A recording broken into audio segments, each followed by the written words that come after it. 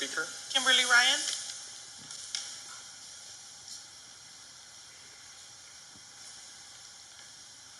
Okay, Kimberly Ryan, business owner. I own my property. I also am a longtime resident of Lake Elsinore. And hello, Mayor Pro Tem, council members, and city staff. Thank you for all your hard work. Polly, you had said we should, invest and find out things first. You should also do the same. So in regards to this project, we must try, because I have a business on Main Street, and I go out and pick up feces, and I pick up alcohol bottles, and I've been doing this for 13 years in all of downtown that I've had my business. And right now it's getting better, but I'm looking forward to this opportunity. I was so blessed that Nicole, I was not happy, and I said to Natasha and her, and I said, I don't believe you. You guys have lied to me many times. I need to know that this is going to be good for my downtown. And these people are amazing. And I was invited to go to the Perez. I mean, it's emotional because they truly care. And there's boards with all the homeless people. They know who to talk to. And they are invested. And I'm so thankful for our police, because you guys are amazing. When I call you, you guys are there, but your hands are tied. Thank you so much for the government we live in, because they don't care that we have people sleeping in tents, and it's not going to get better, because yes, they sit in front of my shop drinking a beer. I call, they get down there for someone, they must have a magic ball. They get up and they hide and they leave. So I'm excited to think that we can try this. It's in a gated area, and there's going to be swag there 24/7. Like, oh my gosh, how exciting is that? And we're going to have a police officer there. I mean, I was against this. I was kicking and screaming. But right now, we need to try something new, and we need to look at our future in a positive way.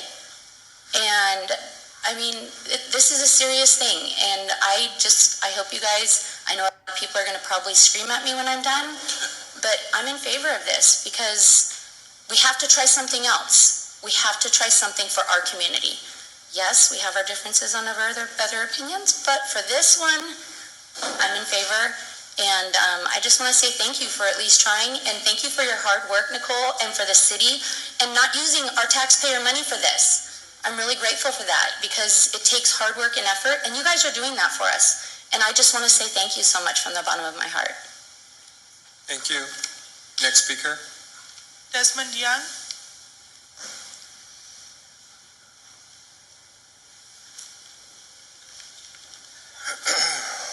Good evening, Honorable Mayor Tisdale, council members, and city staff.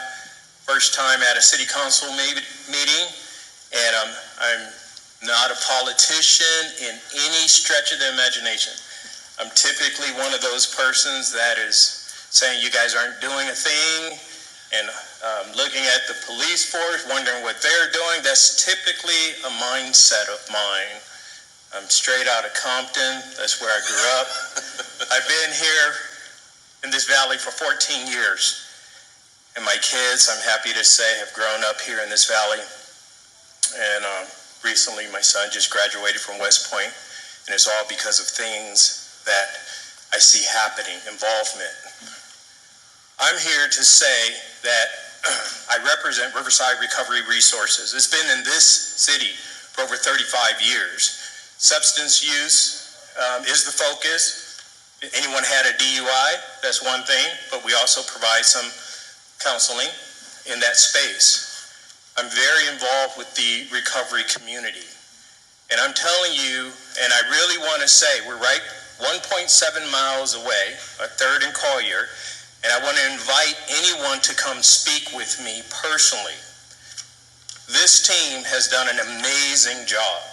I am so impressed with city council involvement. Nicole is amazing. I've gone to different places just being a witness. And I'm here to tell you that these individuals are personally fighting for you, this city. They're here to make a difference. I've seen them. I've seen their passion. And Sergeant Warrington, amazing dude. I love his energy. And one dream, one team, dream extreme. He gets up there and I'm pumped up. You guys, it's about adjust and readjust. That's what your team is doing. Swag, amazing. They're fighting barriers. You know, normally this stuff that is happening would take years.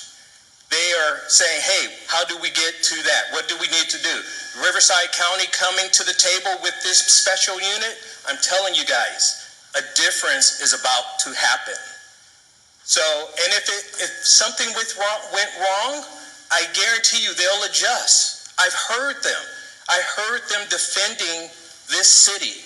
I'm inspired. I'm here. We're a nonprofit also.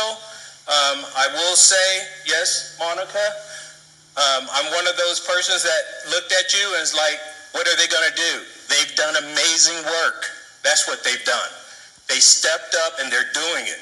So that's all I have to say. I'm not a politician, but come talk to me right around the corner. Thank you. Thank you. Next speaker. Kim Cousins.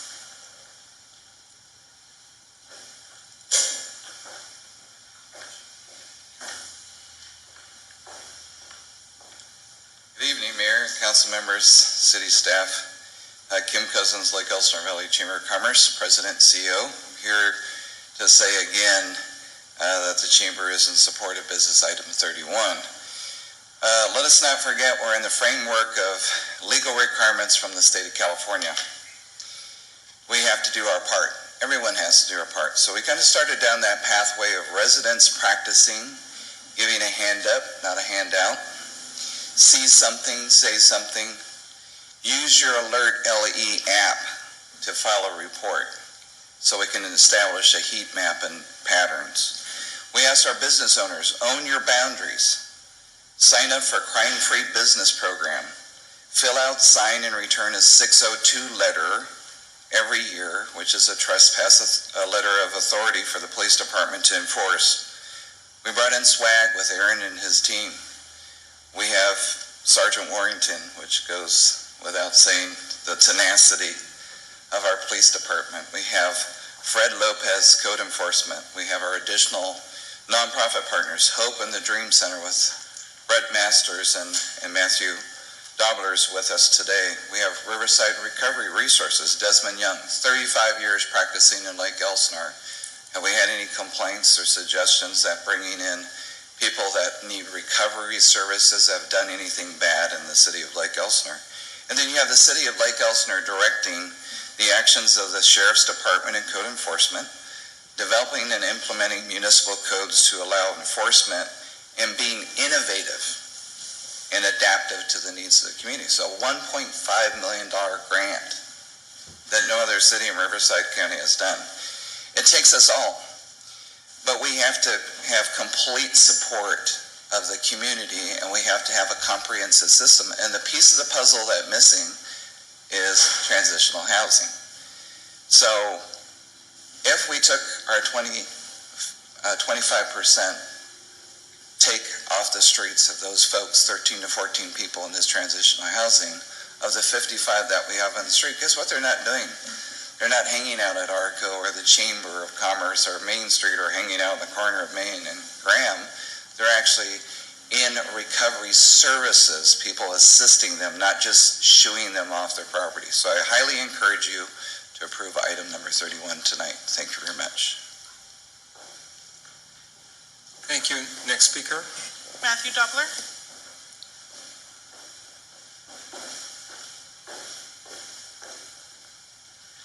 Good evening, Mr. Mayor and council members. Nice to see you. Nice to be here tonight. My name is Matthew Dobler. I'm here on behalf of the Dream Center and the Hope Food Pantry in town. Thank you to the city council members and the staff. Thank you for taking this issue up, especially in an even-numbered year. Hope is a food pantry in town. Dream Center is a nonprofit service organization in town where our goal is to give people a hand up, not a handout. We're also property owners. We own the building right across the street along with the store, the 4 storefronts that face Main Street. We spend a lot of time identifying needs in the community, and our motto is find a need and fill it. So we're pretty familiar with the needs out there, and one that we see over and over again is the need for more transitional housing, more beds. We talk to a lot of people who need a place to go, as many of the speakers and city staff has pointed out.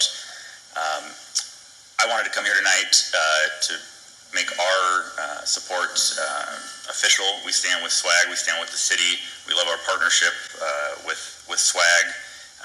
And the other thing that I wanted to address was I think most of you were familiar with the opposition that the Dream Center received a few years prior when we came to downtown and wanted to purchase a storefront. I think I've had a conversation with almost all of you up there those concerns never came to fruition. The Dream Center didn't attract more homeless to downtown. We weren't a soup kitchen with riffraff and things going on. And so to those that are concerned about the location, I think that the Dream Center is a perfect example of a service organization that helps those in need, but does it in an appropriate way and does it in a way that does not attract more riffraff to our community. So we look forward to standing with the city and SWAG in the passage of this project. Thank you. Thank you. Next speaker, please. George Perez.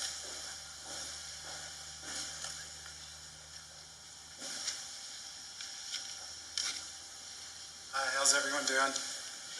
My daughter just graduated from VMI, Virginia Military Institute, so congratulations. I'm not in agreement with you guys on this because what I'm hearing, and I'm just telling you as a business owner, I see it every single day. I'm right around the corner on Spring, and I have everyone coming. I've been assaulted. I've called the police. Nothing's happened. You know, there's a lot of things. I've broken up fights. Just the other day, someone got shot in a store. You know, there's things that we socially that I don't think our downtown can really handle it. And as much as I want to stand with you guys, I'm really concerned. I'm hearing more police with the marijuana stuff, with the, you know, that money is going to pay for this. Now we've got more, I don't think it's a shelter, but I also heard that you're not renewing a lease with the hotel up the street for more beds. So these are questions that I ask, like, what's going on? You know, why are we moving in that direction? So originally, in 2017, I came out to the homeless coalition that you guys had here. It was a great meeting. And, you know, Mr. Tisdale, you told me, hey, don't worry, we're just kind of feeling it out. I understand things change, but I get really concerned when I see that from our public leaders, you know, and that's me.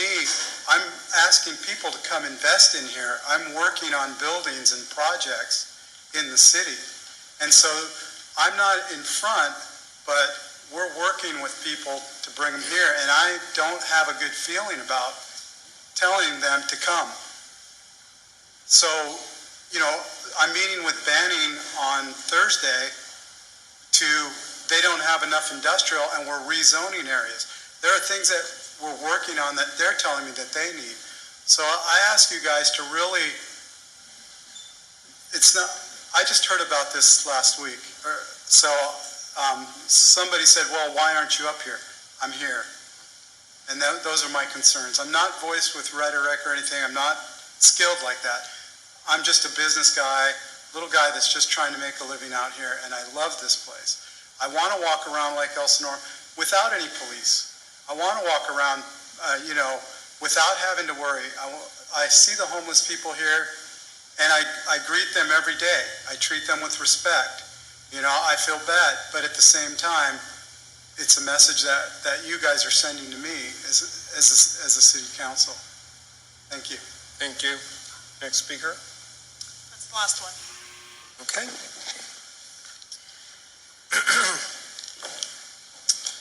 All right, so I'll bring it up to the dais. Councilwoman Johnson. All